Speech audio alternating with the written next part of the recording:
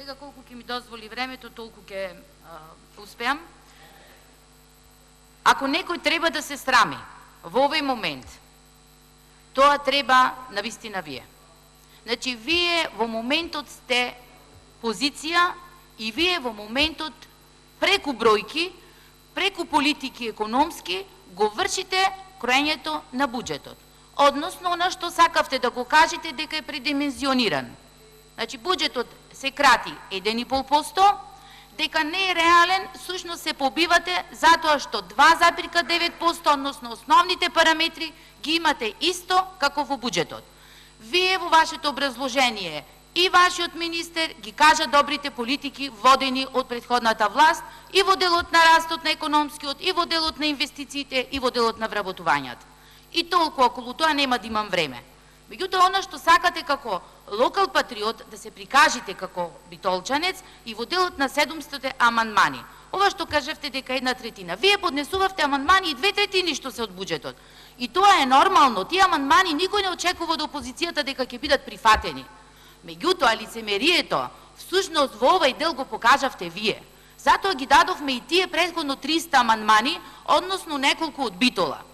Еден од амандманите е амандманот за офицерски дом. Ние одвоивме парични средства од 1.000.000 евра во буџетот и сега баравме само да не го прекинувате. Зошто го направивте тоа? Вие сте на власт. Не сме успеале повеќе години, го направивме во соносењето во буџетот за 2017 година. Болницата. Баравте нова клиничка болница. Ние ја направивме. Реконструкцијата на енергетската фасада и внатре средствата што беа одвоени од буџетот за целосна внатрешна реконструкција не сакавте да ги прифатите. Вие, колега, вашето лицемерие, кога бевте во опозиција за да не турните и да ги излажите битолчани, беше дека ние кога ќе дојдеме на власт, се ќе направиме. Не правите. Вие носите акционен план кој треба да му го кажете на битолчани. Во Меджитлија ќе градите вие кампови, односно згради за домување на мигранти.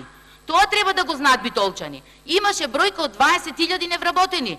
Со таквата транзиција што вие ја направивте криминална. Во Битола има 5.500 невработени. Во делот на странските директни инвестиции 4.100 работат во Кромберт и Шуберт.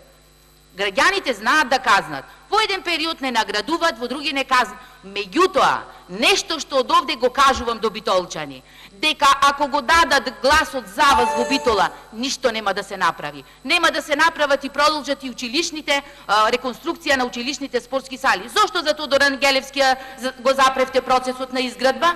Зошто секаде каде што имаше? Зошто 10 милиони денари за Климент Огрицки ги намаливте парите за универзитетот?